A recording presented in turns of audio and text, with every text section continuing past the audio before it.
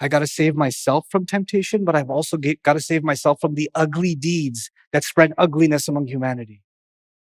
That's all included inside of this word. وَالنَّجْمِ إِذَا هَوَى مَا ضَلَّ صَاحِبُكُمْ وَمَا غَوَى. That's when a group of men surprised King Dawood in his chambers. He's the prophet that had 99 wives, right? No, it says... Hey, just use Bayyina TV. We break down every section of the Quran into straightforward, understandable pieces. I started Bayyina TV to make the Quran accessible for people of all levels of understanding. The beauty and guidance found within its passages shouldn't be limited to scholars. Click the link to start your journey into the Quran and Arabic today. Qarun used to want to show off his wealth, especially in a poor neighborhood, to make people feel bad. The two gardeners in Surah Al-Kahf, one guy was showing off how much bling he's got. And this is a very severe thing to Allah. This is hell-worthy. When the gifts God has given you, Allah has given you, you use them to demonstrate your status and put somebody else down. You could have parked your newly bought Mercedes way in your own, in your own house. You parked it across your friend's house who's looking for a job and rides a bicycle to work. And you say, yo, bro, just got it. Alhamdulillah, so grateful. You could have been grateful in your garage, right? This is isbal. This is actually isbal. But then when you don't have that view, then what happens? Oh my God, my pants are below the ankle. I'm going to go to hellfire, And then that becomes your religion. And then since I'm going to hell anyway, they're below the ankles. Let me drop some other standards too. Do you understand the seriousness of this issue? So we have to really understand what the major sins are. And then on top of the major sins, now let's get word by word in this ayah. Al-iltifat min ahsanu fi sigat al-mad ila yajtanibun. Previous ayah said ahsanu, they excelled. Remember, they did their best. That was in the past tense. But this ayah is saying the ones who did their best, who continue to ignore, continue to avoid. The present tense is being used. It's strange to use the past tense and then use immediately what? The present tense. Tenses don't work in Arabic, in classical Arabic, the way they work in English now. The purpose of switching tenses were many, and one of those purposes was to illustrate continuity. This is actually saying that they keep having to get away from major sins because the major sins keep coming in their face. And they keep having to do the work to get away from them. They can't just, I got out of that life, it's away from me now. The devil brings it back, the old friends bring it back, when they drive by the old neighborhood, it comes back, at the workplace, it's thrown in their face. The major sins are not some hidden away thing on top of a mountain somewhere. It's always in your face, the major sin.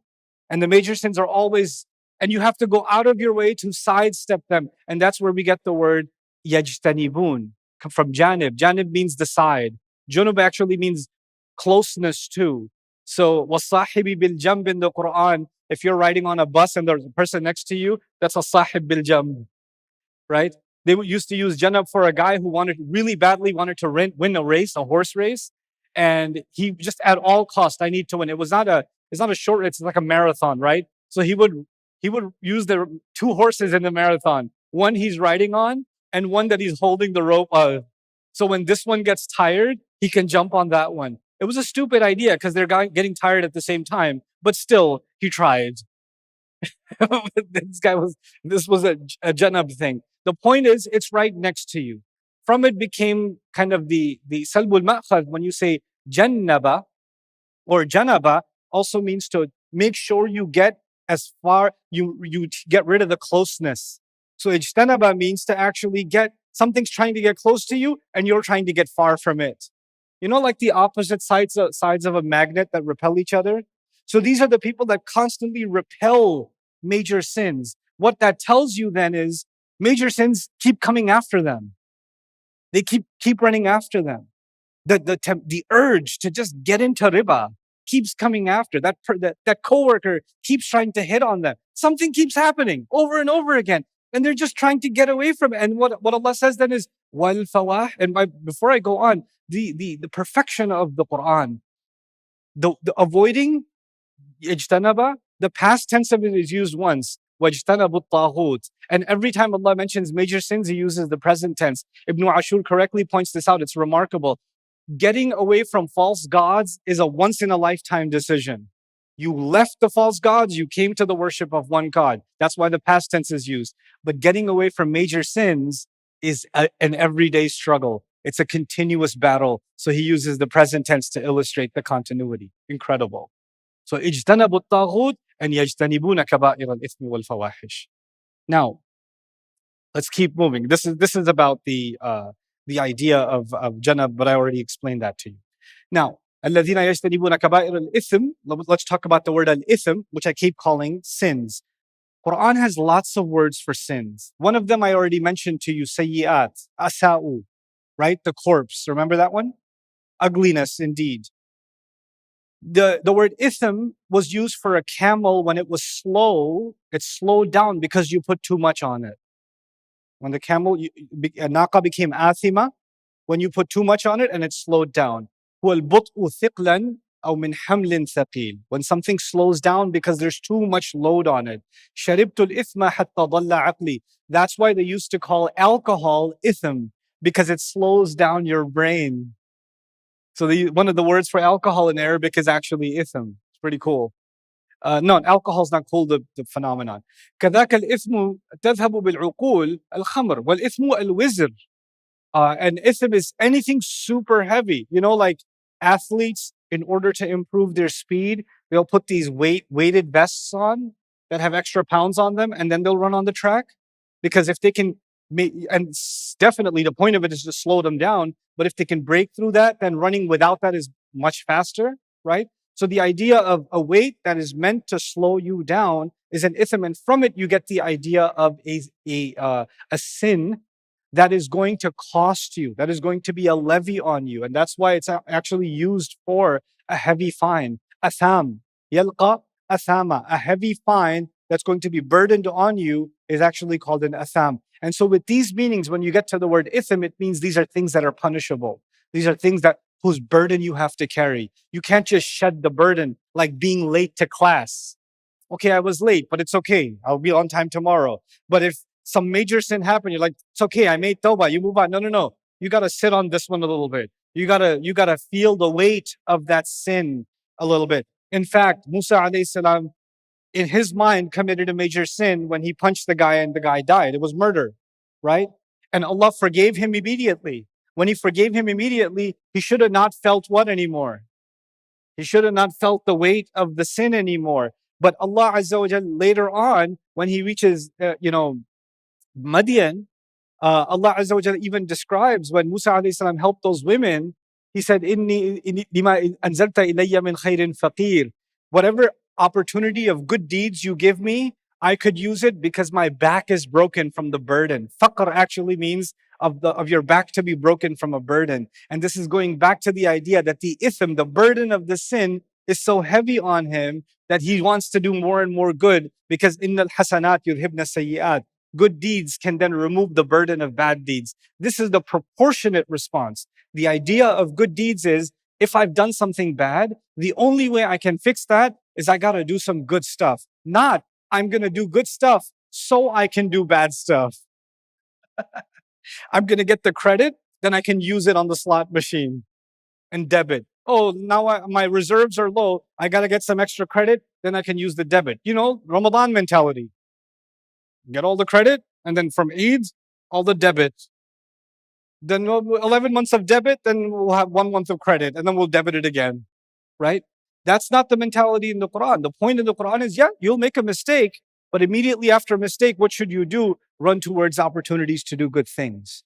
That's the concept that's being taught here. Now, let's talk about al-fawahish. I didn't know this. I actually learned this today about fawahish. I assumed that I knew what the word meant. I didn't. المتفحش is الذي يتكلف سب الناس ويتعمده. A fahisha person, a mutafahish, is someone who purposely insults people and says bad words to them. Someone who's really sarcastic, mean, trolling, nasty with their criticism, and is doing it on purpose to cause pain. That kind of person, meaning your mother-in-law. No, I'm kidding. is a mutafahish. الفحش التعدي في القول والجواب. Fuhsh actually means you go too far when you talk. Like you said something bad and they didn't hear you or they didn't respond. Did you hear me? I called you fat. Did you get that? You know why I called you fat? Because you're really overweight. You're not saying anything. Is that because you're too fat to respond? And you keep poking and poking and poke. This is fuhsh. This is fuhsh. And then after that, if somebody does respond, or if somebody said something, they say, I don't like what you said. Oh, you don't like it, huh? You want me to stop? There are some people, when you ask them to stop, that's when they go the extra 10 miles. First they say, oh, you want me to stop? And then there's a pause, like how much worse can I make this?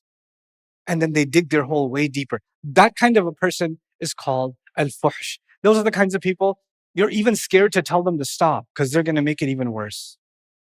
That's their nature. They just make things even worse. So, في دم البراغيث فاحشا. They used to use this for bug bites. If the bite is so bad that it made you bleed, or it created a scar, or a huge what the hell is that? What the bugs is that? It's not that ugly. It's not that nasty. It's not fahish. It's okay. You'll live. Like if you're just whining about a little mosquito bite, oh come on, it's not fahish. But if like a locust bit you, or something like a scorpion, or like a something, and it's like a huge, ugly, nasty thing, and you're like, oh, that's disgusting. Oh, that's fahish. So it was associated with something ugly and disgusting. That's why, again, the ancient Arabs were not politically correct. They were okay with shaming people on their appearance. Fahushat al-mar'a. The Arabic dictionary, by the way, full of insults. It is so entertaining. It is full of insults. Oh my God. Fahushat al-mar'a kakaruma qabuhat wa ashalnat. When an old lady becomes really old and scary and nasty looking, they say fahushat. Like if she looks like she's from a horror, almost like a zombie type look, like the hair is all, I can't do it well, but you get the idea. Islam taught us, respect for our elders. This was before Islam. Okay. So what they used to do is for like a scary looking old lady, they would say fahushat al-mar'a. So all of this has to do with al-istiqbah عند الشرع الفاحش العظيم القبح في البخل. Actually, ugliness that manifests itself as greed, someone who's ugly with their money, someone who's ugly with their speech, someone who's ugly with their character, all of that is fahisha, which actually boils down to mannerisms and how you treat people. Allah says they stay away from major sins and from all things that create ugliness between people. That's fawahish. Now, kinayatan ustu'mila kinayatan an az-zina. What's kinaya? Say something without saying it. That's kinaya. Okay. Fawahish is used in the Quran as a kinaya for adultery. Or fahisha is used as a kinaya for fornication and adultery. It's not the Arabic word for fornication or adultery. It's the hint. The Quran is creating a hint. Now the problem is, fornication and adultery in every society is beautified. It's associated with the temptation of beauty. It's not associated with ugliness. And this is the Quran's spiritual worldview. It is teaching something that didn't exist. It's teaching that zina, as tempting as it may be, as much as it may be drawing a person in because of its beauty, is actually ugliness. The reality of it is fawahish. And it's pointing at another reality too. Fawahish will make the inside of a person ugly, the true self ugly. And that these are the hikam inside of this word. And also there's other hikam, because fahisha is used for extreme lack of control in speech, right? So this person is an animal with their tongue. Well, when someone's an animal with their body, they're fahish, you see? And similarly, it's associated with extreme selfishness, and the act of fahisha is extreme selfishness. You have an urge.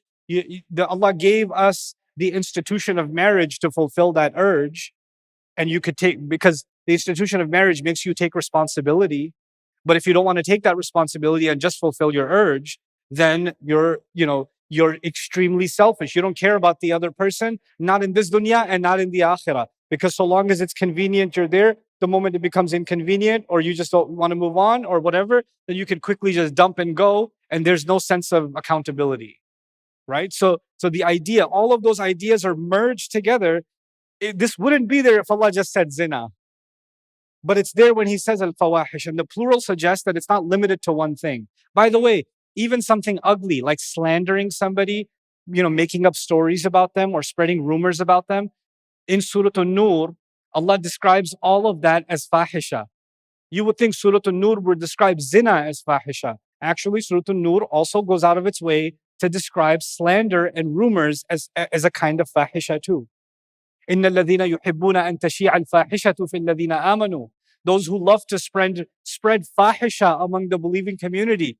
There was a rumor spread about Aisha, right? Allah doesn't say those who spread rumors. What did He say? Those who spread fahisha, because they're spreading ugliness and they're depicting the ugliness of somebody's character, and they're going out of, and it's an extremely selfish thing to do and a ruthless thing to do. And that's why that word was used. So Allah has put a lot inside of this word. Now, the thing is, some of the fawahish, like zina is a major sin. Slander, by the way, also a major sin because it's punishable. Thamanina jalda. Something that's even punishable in this dunya, that's got to be a major one. Those are big ones. Now the issue is, think about slander for a moment. Slander isn't, I falsely accuse someone.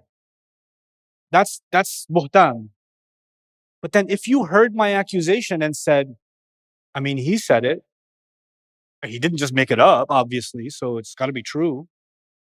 You have direct evidence or no? You know the case yourself or no?